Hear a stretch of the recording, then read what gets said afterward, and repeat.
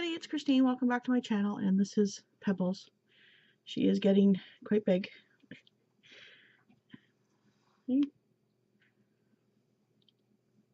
So I'm gonna let her go. Wow. Busy. Busy. I didn't get much reading done, that's why I didn't do a video last week. So I did finish The Autumn Bride, and it's Chance Sisters Romance by Anne Gracie. This one was cute. It's about 4 girls who inadvertently decide to become, well, 2 are already sisters, but the other 2 become such good friends that they put themselves off as all of them are sisters. And it happens because the one sister was being put to a job and she's kidnapped and brought to a brothel. And so a girl that works at the brothel wants to help this other girl and her sister to get out, because it's not right that what they were doing, like the kidnapping and stuff. So they all become a nice family,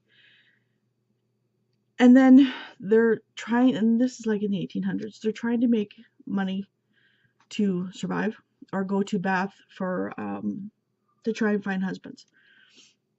So what the oldest sister kind of breaks into this house that she thought was abandoned next door by crawling around the 2nd floor and into a room, and they find a severely neglected older lady. So they inadvertently try and help her and save her. I don't know what's going on with my bangs. Anyways, and so they become her nieces. And that's, the aunt has a nephew, and that's pretty much her only family. And yeah, so the oldest daughter kind of gets in with him. It's 4. I thought it was really good. I enjoyed it. And then there's the Winter Bride, the Spring Bride, and then the Summer Bride. It's a quartet. So there's that one. And then I read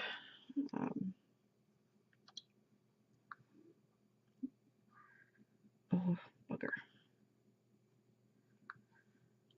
It was The Corset Diaries by Katie McAllister. It's expired, but it's that yellow one.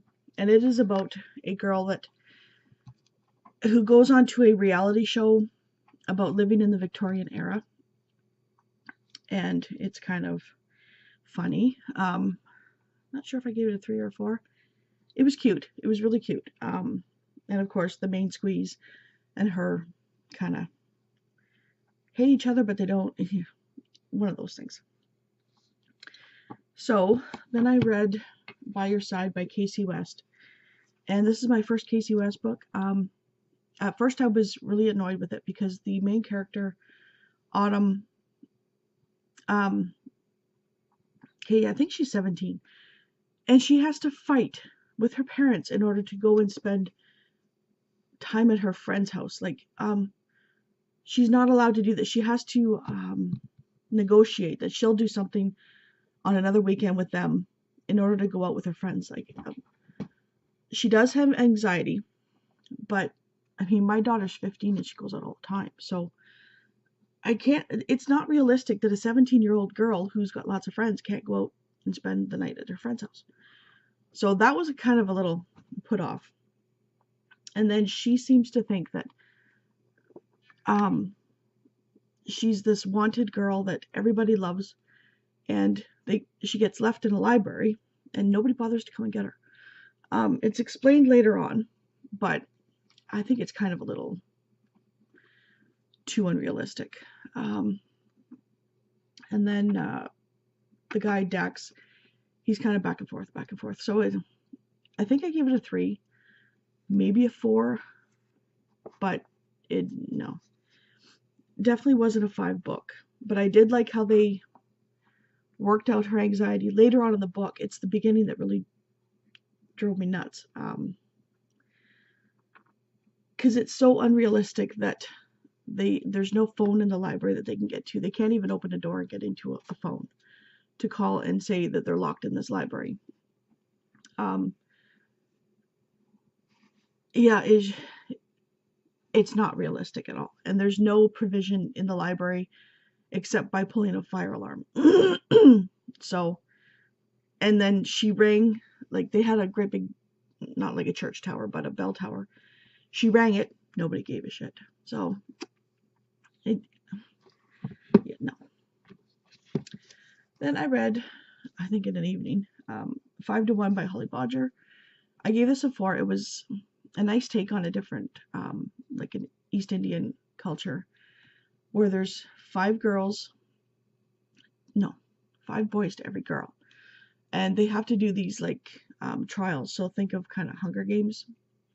But instead of trying to survive, it's actually just different testing that the boys have to go through in order to win her hand in marriage. And she doesn't want to get married.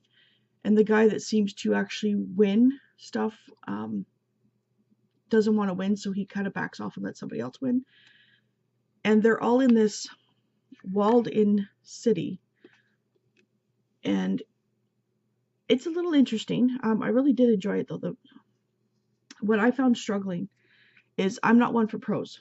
And I know I like Alan Hopkins, and there was another book, Sold, but I can't remember the name of it. And that was very beautifully done. This is beautifully done as well, but she writes in prose, and the boy writes in, almost like a journal entry. I liked his. I got more out of his part of the story than I did out of hers. And I think it's because she was in prose and he was in story. So I still gave it a 4, I think. So what am I still reading? We're still reading Deathly Hallows. We are 43% in now. Where is it? Yeah, we're on page 269 out of 620. So yeah, that far in. I'm not enjoying it as much as the rest of them. I just think it's just going on and on and on and on and on. And I think other people have felt that way too. So, yeah. And then I'm also reading, it's called You Slay Me by Katie McAllister, the red one. I was supposed to read this last month. Somebody scooped it before I got a chance to. So I'm reading it this month because luckily it could fit into one of my challenges for the RRC. And I'm having a hard time with it because it's ebook. And as you know, I don't like ebooks that much. Just because my eyes and migraines and stuff. So I prefer hard copy. But unfortunately, my library doesn't have hard copy of that. So there's that. And that one is about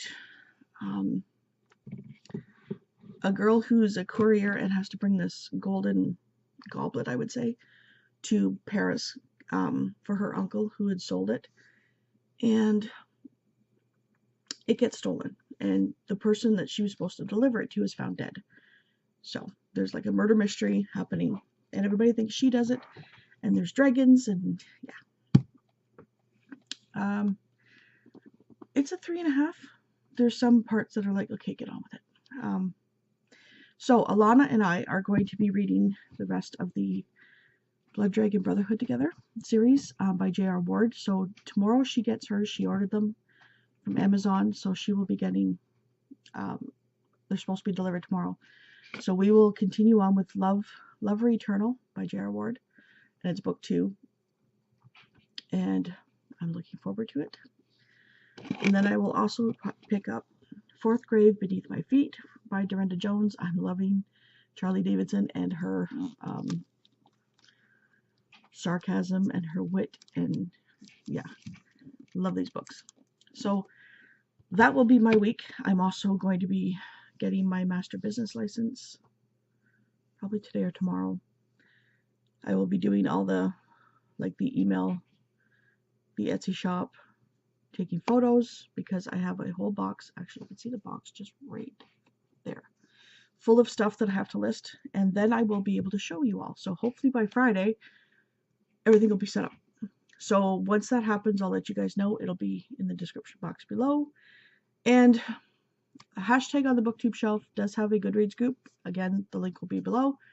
I have joined. I'm not reading this month's book because I'm still trying. Oh yeah, I'm still reading this, Station 11 by Emily St. John Mandel. I've made progress though, and to me it's starting to pick up. So there's that. I think, the book is, I know there's Simon in the title, but it's about a donkey for Nonfiction November. So the link for the group will be below and you can find out more from there. And I think that is it. Yeah, my time has just been spent stitching. And then eventually, because this is the living room and this is the dining room, but since our house has 2 living rooms, because we have a finished basement, and I'm the only one who uses this room, this whole entire room will be my embroidery sewing studio. My daughter's not too happy because then the Christmas tree has to go downstairs, but I need natural light, and I can write off all the expenses in this room. So to make money, I need the room. So yeah, I think that's it, and I hope everybody has an awesome week. Let me know what you are reading. I do read the comments. I just can't get to them. Like, yeah, so I will try. I will try. Bye.